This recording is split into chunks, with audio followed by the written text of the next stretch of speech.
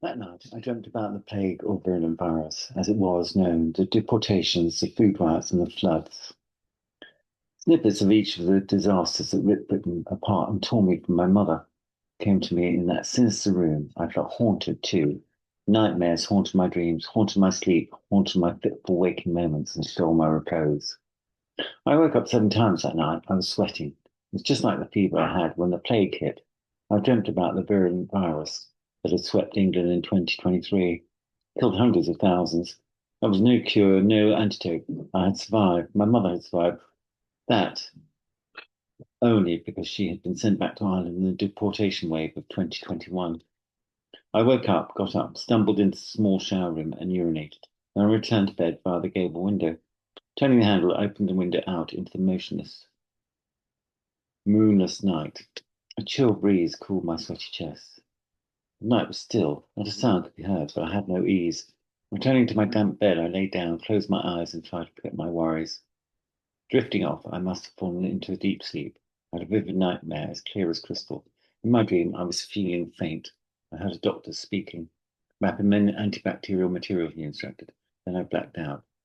Still in my dream, I woke up in the hospital ward at Blackpool Victoria Hospital.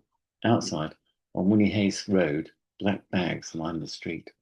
Men in white forensic investigation suits and wearing gas masks, the filters strapped to their hips by a thick khaki elasticated belt, moved amongst the body bags. In squads of 12, they were loading dead bodies onto a bus that had been specifically fitted with hooks. 3 men had to lift each swollen and corpulent corpse. They manhandled the cadaver onto the bus and, holding the body vertically, hung the bag on the hook that was suspended from the grab handles that ran along the roof of the bus. There were nurses at the window, giving the conscious patients a running commentary. They had little else to do. My head throbbed and I ached all over. My legs felt sore, as if I'd just run a marathon. The backs of my thighs were telling me that they had been stretched to breaking point. Hunger gnawed at my stomach. We had been arranged in rows of 3. A normal ward had a row on each wall. Ours was special. We had an extra one running down the middle of the cavernous room. There were no beds, just blow-up mattresses. There was hardly a gap between each patient. Going to the bathroom necessity, picking your way through the mass of bodies. On my left was a cadaverous figure in his 40s whose nickname was Coffin Dodger, and on my right was a corpulent, flatulent 54-year-old man whose new nickname was Silent Slim. Excuse me, Coffin whispered wearily. I need to get to the bathroom. I curled up into a fetal ball to allow him to step over my bed, trampling on my sheet in his bare feet. I looked away. He was wearing a hospital gown tied at the back, and I didn't want to see his bits, especially not from behind. It was like seeing a skeleton in a dress, but animated. I looked for the puppet strings, but the marionette had none. There was no marionettist. He, poor old Coffin, was just a bag of bones, floating across the room like a ghostly galleon, heading for the rocks. It was a sad sight. I could do nothing to help him. I was too ill. Slim tried to roll into a ball, but just managed to bring his knees slightly closer to his chin, and as he did so, he farted loudly. It was the first of that cacophony of sounds he would make during the day. Thank you, seethed Coffin. He sighed heavily, trying to blow away the aroma that was wafting up from Slim's bed as he crossed over. Poor Slim looked suitably embarrassed. He mouthed, trapped wind. Coffin ignored him, choosing the best route through the recumbent throng. I was sweating, my nose was running, but I could still smell the dead rat whiff coming from Slim. How are you feeling today? He asked, smiling. He had a friendly smile. Terrible, I moaned, pulling the sweaty sheet over my soaked hospital gown. I was shivering, but my head felt hot. My forehead burned and my cheeks were flushed. I was fed up with being drenched in sweat. I think I've got it. I've got it. I've got it bad. You'll be out on the street in a body bag, dead or alive, if they're worried about you. Never fear. You're over the worst. You're with the weary well. It doesn't feel like it. How long have I been like this? Here, quivering and quaking. Was I that bad? I asked rhetorically.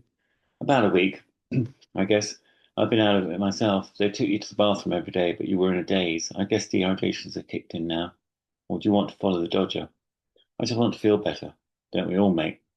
When do we eat? I'm starving. Eat? No fear. Eating might cause diarrhea. They will give you water, but no food. As if on cue, the nurses who'd been at the window shuffled through the front foot wide gap between each patient, dispensing water in cone shaped paper cups. and doling out papier-mâché urine bottles, which was as close as we had to bedpans. Any other business had to be conducted in the toilets, in the toilets at each end of the ward, which was where Coffin Dodger was heading. How long have you been here? I asked. It was only to fill the silence between us. I could hear pleas and thank yous being muttered as the nurses approached. I was 3 stone heavier when I came in, Slim joked. Longer than you, mate. You're a blowing. They say we wouldn't have this virus if we'd stayed in Europe, but I don't believe that. We've got the country back now. What you want?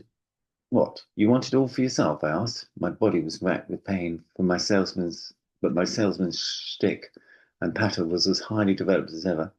We got rid of the Muslims, we got rid of the Africans and Jamaicans, we got rid of the Europeans, and now divine intervention is getting rid of the weak, he asserted, smiling to himself. I once did his enjoyment of his fascistic tendencies.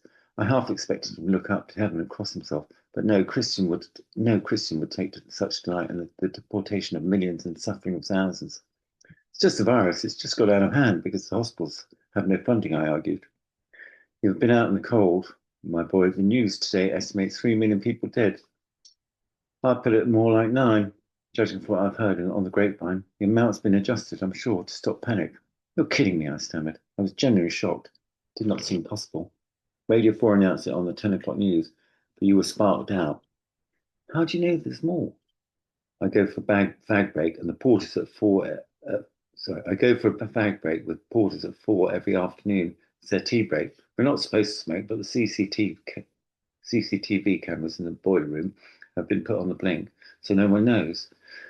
They've sabotaged the cameras and smoke detectors in an area that's a fire hazard. Anyhow, are you all mad? Keep your voice down. Keep your hair on. The nurses are way down the line now. So these guys know what's going on in the real world. Is that what you're telling me? Yes, they do. They're the only ones with jobs for a start. And the canteen ensures they get good food, not the scraps that you and I eat. The crap contained the bugs that started this plague. Is that what they reckon? It's the kingdom of the blind. That's you and me, kid. The one-eyed man is king. That has to be them. That's them. They get actual money, real money, like real rich folks. They can afford proper cigarettes with filters and all. Marlboro, Fortuna, you name it. They have bags. It doesn't make them gurus and soothsayers. You're more stupid than you look. All these guys are paid by the NHS. They have the only paid jobs left in the country apart from the police and armed forces. I know that, and they belong to a union. Their reps around the country talk to each other. So they spread the word. Without them, there would be no NHS. Your precious national health laws would have gone the way of the other industry. They reckon it's only the VAT and the public donations that keep the whole thing together. What about other taxes? You really are as daft as a brush, aren't you? We all barter or smuggle stuff. The rich avoid taxes through accountants, and the government refunds corporation tax for the few food manufacturers that are left. Then there's housing. All the letting agents get tax relief on the mortgages for the properties that are let out to us.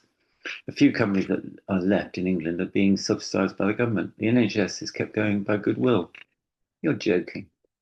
That's not all. The big companies put chemicals in our food and poison everyone. Don't get me started on those killed by pollution. We're the least affected area, mate. You can count your lucky stars you're not in the southeast. That's where the rich are.